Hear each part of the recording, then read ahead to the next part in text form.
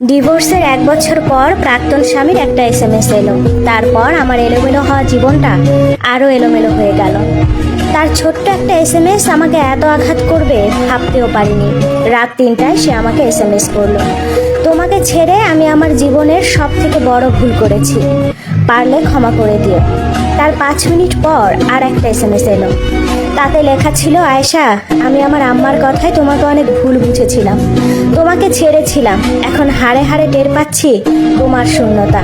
আমি আজ পৃথিবী ছেড়ে চলে যাব। তাই চির বিদায়ের আগে যে মানুষটার সাথে এত অন্যায় করেছি তার কাছেই সব বলে গেলাম। ফোনটা নীরব হয়ে গেল। আমি ঘুমের ঘরে SMS গুলো দেখে চোখটা খুলে ভালো করে পড়লাম। আমি বুঝতে পারছিলাম না কি করব। এই মানুষটা ডিভোর্সের আগে বলেছিল, তুই আমাকে কল বা SMS দিলে আমার মরা মুখ দেখবি। সুন্দর একটা সংসার ছিল আমার। 8 মাসের সংসারে বাচ্চাও পেটে এসেছিল, কিন্তু তারই আঘাতে বাচ্চাটা রাখতে পারিনি। পরনারীতে আসক্ত স্বামীকে সঠিক পথে আনতে গিয়ে অনেক অপবাদ শুনি। শাশুড়ি তখন ছেলের পক্ষে কথা বলেছিল। এক রাতে পরকীয়ায় বাধা দেওয়ায় আমার পেটে লাথি মারে 2 মাসের বাচ্চাটাও নষ্ট হয়ে যায়। ব্যথায় 3 দিন ছটফট করার পরে হসপিটালে নিয়ে যায় আমাকে। আমি তখন বুঝে গিয়েছিলাম এই সংসার আর করা হবে না।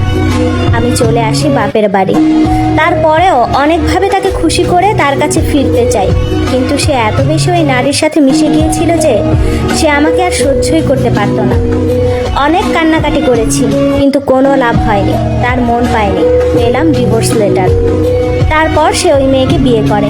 মেনেই নিলাম আমি সুখ দিতে পারিনি, তাই চলে গেছে। তাহলে এতদিন পরে এরকম মেসেজ কেন? কেন সে এমন মেসেজ আমাকে দিল? আমার অনেক টেনশন হচ্ছিল। সাথে সাথে তার নাম্বারে কল দিলাম। টানা কল হচ্ছিল, কিন্তু রিসিভার হয়নি। বুকের ভেতরটা কেঁপে উঠল। কি হলো তার? সে কি ঠিক আছে? এত সহজে ভেঙে পড়ার মতো পুরুষ তো সে না। তাহলে কেন এই SMS? ছটফট করতে করতে রাত 3:30-এর দিকে কোনো উপায় না পেয়ে শাশুড়ির নাম্বারে কল দিলাম। এই মহিলার জন্যই আজ আমার ঘর নেই, সংসার নেই। আমার জীবনটা এমন এলোমেলো শুধুমাত্র এই মহিলার জন্যই। তবুও আমি কল দিয়েই যাচ্ছিলাম। দ্বিতীয়বার রিং হওয়ার পর সেই কর্কশ গলাটা আবার অনেকদিন পর শুনতে পেলাম। কল ধরেই বলে উঠল, তুমি কি মনে করে এতদিন পর কল দিলা? কোন মতলবে? আমি বললাম, আপনার ছেলে কোথায়? উনি বলল, কেন, এখনো কি পিছু ছাড়োনি? আমার ছেলে ভালোই আছে, তার বউ নিয়ে। আমাকে কল দিছো এত রাত্রে কোন মতলবে? আমি বললাম, এসব কথা রাখেন এখন, আগে বলেন সে কোথায়? শাশুড়ি বলল, সে তার রুমে ঘুমাচ্ছে। আমি বললাম, তাড়াতাড়ি তার রুমে যান, কোনো অঘটন ঘটার আগে দয়া করে তার রুমে যান। আমি লাইনে আছি। কি মনে করে যেন শাশুড়ি গেল। গিয়ে দরজা অনেক নক করল, কোনো সাড়া শব্দ নেই। অনেকবার জোরে জোরে ডাকার পরও কোনো সাড়া শব্দ নেই। তখন শাশুড়িও ভয় পায়। তখন অনেক রাত, সবাই ঘুমে। ডাকাডাকি শুনে আমার শ্বশুর, দেবর, পাশের বাসার সবাই উঠে যায়।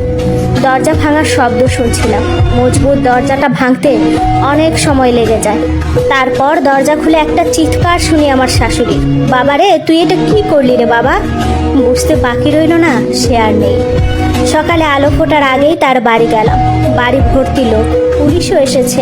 নতুন বউ বাপের বাড়ি ছিল, সেও এসেছে। চোখের সামনে দিয়ে তার দেহটা পুলিশ গাড়িতে তোলে। কি অদ্ভুত বিদায়! আমি তো তার এমন মৃত্যু চাইনি। আমি তো তাকে ভালোবেসেছিলাম। এই স্টোরিটা একটা আপুর জীবন থেকে নেওয়া। কথায় আছে না, কাউকে কষ্ট দিয়ে কেউ সুখী হতে